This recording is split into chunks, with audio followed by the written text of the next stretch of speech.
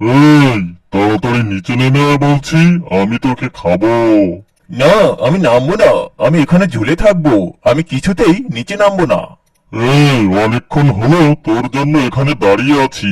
মানুষের মাংস খাইনি অনেকদিন হলো। আজ তো তোকে আমি খাবোই। না, আমি কিছুতেই নামবো না। আমি এই গাছেই ঝুলে থাকবো। আমি নামবো না। কিছুক্ষণ পর সেখানে একটা শিয়াল আসলো আর বাঘকে বলল, বাঘমামা, ও বাঘমামা, তুমি এখানে একা একা দাঁড়িয়ে কি করছো? এই শিয়াল, তুই কি অন্ধ নাকি?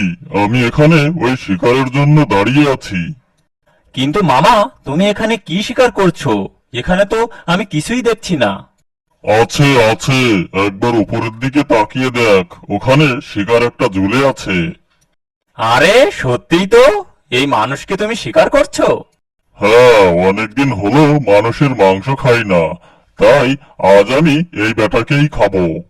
তখন শিয়াল মনে মনে ভাবলো, এই বেটা তো আমাকে একদিন সাহায্য করেছিল, একে যে করেই হোক এই বাঘের হাত থেকে বাঁচাতে হবে। আরে মামা, তুমি যাকে শিকার করছো একে ধরতে ধরতে তো তুমি না খেয়েই মরবে। তবু এই বেটা গাছ থেকে নামবে না। তুমি এক কাজ করো, তুমি কিছু একটা শিকার ধরে খেয়ে এসো। আরে শিয়াল, তুই তো ঠিক কথাই বলেছিস। আমি সকাল থেকে এই গাছের নিচে দাঁড়িয়ে আছি, কিন্তু এই বেটা তো কিছুতেই নিচে নামছে না। হ্যাঁ মামা, তাই তো বলছি, এই বেটা নামবে না। এ খুবই খারাপ। এর চেয়ে তুমি অন্য কোনো শিকারের খোঁজে বের হও। এই শিয়াল, তুই ঠিকই বলেছিস। এক কাজ কর, তুই একে পাহারা দে, আর আমি অন্য শিকারের খোঁজে বেরিয়ে পড়ি। কিছুক্ষণ পর কিন্তু আমি আবারও এখানে আসব। এই বলে বাঘ সেখান থেকে চলে গেল, আর শিয়াল মানুষকে বলল, আরে তুমি এখনো ওখানে ঝুলে আছো, তাড়াতাড়ি নিচে নেমে এসো। শিয়ালের কথা মতো লোকটি নিচে নামলো। আরে মহাশয়, তুমি ওখানে গাছের ডালে ওভাবে ঝুলেছিলে কেন? আর বলো না ভাই, আমি এই গাছে উঠেছিলাম। তখন ওই বাঘ বেটা এই গাছের নিচে এসে দাঁড়ালো। আমি বাঘকে ফাঁকি দিয়ে গাছ থেকে নামবার চেষ্টা করলাম। তখন সে আমাকে দেখে ফেললো। তখন থেকে সে আমাকে খাওয়ার জন্য এই গাছের নিচে দাঁড়িয়েছিল, আর আমিও ওখানে ঝুলেছিলাম। হ্যাঁ বুঝলাম, তোমার অনেক ধকল পোহাতে হয়েছে। তুমি এবার বাড়ি যাও, আর শোনো, এখানে কিন্তু আর মনের ভুলেও আসবে না, বুঝলে? হ্যাঁ, তোমাকে অনেক ধন্যবাদ। তোমার কথা আমি সারা জীবন মনে রাখবো। কিছুক্ষণ পর বাঘ সেখানে ফিরে এলো, আর উপরের দিকে তাকিয়ে দেখলো লোকটা সেখানে নেই। তখন বাঘ রেগে মেগে বলল, এই শিয়াল, মানুষটা কোথায় গেল? আমি তো তোকে এখানে পাহারা দেওয়ার জন্য রেখে গিয়েছিলাম। বাঘমামা, আমি তো ভালোভাবে পাহারা দিচ্ছিলাম, কিন্তু কখন যে ঘুমিয়ে গেছিলাম নিজেও জানি না। আর সেই সুযোগে বেটা গাছ থেকে নেমে পালিয়েছে। আরে শিয়াল, তুই এটা কি করেছিস? তুই তো খুব বড় একটা অন্যায় করে ফেলেছিস। আমার সাথে ধোঁকাবাজি, এর শাস্তি তো তোকে পেতেই হবে। বাঘের এমন আচরণ দেখে শিয়াল খুব ভয় পেয়ে গেল। এ আমি কি করলাম? ওই বেটাকে বিপদ থেকে বাঁচিয়ে এখন দেখছি আমি বিপদে ফেসে গেলাম। মামা, এখানে আমার দোষ কোথায়? তুমি যেমনটা বলেছিলে আমি তো সে মোতাবেক পাহারা দিচ্ছিলাম, কিন্তু কখন যে ঘুম এসে গেছিল তা আমি জানি না। হ্যাঁ, অবশ্যই তোর দোষ আছে। এখন আমি তোকে খেয়েই আমার পেটের খিদে মেটাবো। না মামা, না, আমাকে খেও না। আমি তোকে ছাড়তে পারি, তবে একটা শর্ত আছে। তুই প্রতিদিন আমাকে একটা করে মুরগি এনে দিবি। আচ্ছা ঠিক আছে, আমি তোমার শর্তে রাজি আছি।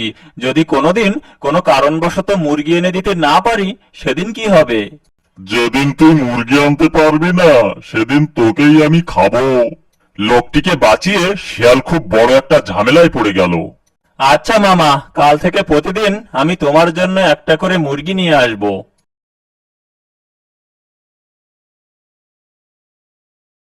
এরপর শিয়াল সেই লোকটার বাড়িতে গেল। আরে ভাই, তোমাকে বাঁচিয়ে আমি খুব বড় একটা বিপদে ফেসে গেছি। এখন তুমি আমাকে বাঁচাও ভাই। আরে শিয়াল, তোমার কি হয়েছে? আমাকে সবকিছু খুলে বলো। আমি তোমাকে অবশ্যই সাহায্য করব। শোনো, আমি তোমাকে ওই বাঘের হাত থেকে পালাতে সাহায্য করেছি। এই অপরাধে বাঘ প্রতিদিন আমার কাছ থেকে একটা করে মুরগি চেয়েছে, আর যেদিন আমি মুরগি দিতে পারবো না সেদিন ও আমাকে মেরে খেয়ে নেবে। আরে শিয়াল ভাই, তুমি একদমই চিন্তা করো না।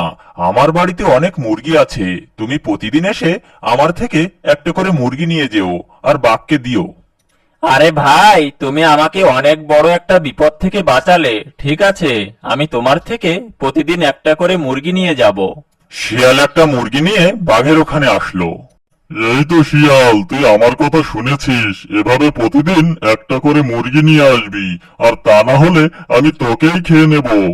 তুমি অত ভেবো না মশাই, আমি প্রতিদিন তোমার জন্য মুরগি নিয়ে আসব।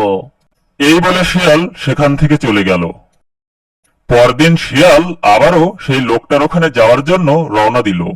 এভাবে যদি প্রতিদিন আমি একটা করে মুরগি বাঘকে দিতে থাকি, একদিন তো মুরগি শেষ হয়ে যাবে। সেদিন বাঘ তো আমাকে খেয়ে নেবে। না, এভাবে তো বাঘের হাত থেকে বাঁচা যাবে না।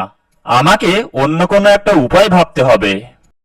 এই বলে শিয়াল সেই লোকটার ওখানে গেল আর বাঘকে মারার জন্য একটা বুদ্ধি করলো। তুমি ঠিকই বলেছ, এটাই করতে হবে। এরপর শিয়াল একটা মুরগি নিয়ে বাঘের ওখানে গেল। আরে তুই ঠিক কাজ করেছিস মুরগি এনে, কিন্তু প্রতিদিন একটা করে মুরগি খেয়ে তো আমার পেট ভরে না। মামা, আমি তোমাকে একটা বুদ্ধি দিতে পারি, খুব ভালো একটা বুদ্ধি। তোমার তো একটা করে মুরগি খেয়ে পেট ভরে না, তাই তুমি এক কাজ করো। আমি যেখান থেকে মুরগিগুলো নিয়ে আসি সেখানে অনেক মুরগি আছে। সেখানে যদি তুমি যাও, তাহলে মুরগি খেয়ে তুমি শেষ করতে পারবে না। আরে তুই তো ঠিকই বলেছিস। হ্যাঁ মামা, সেখানে অনেক মুরগি আছে। প্রতিদিন যদি তুমি পেট ভরে সেগুলো খাও, তাও শেষ করতে পারবে না মামা।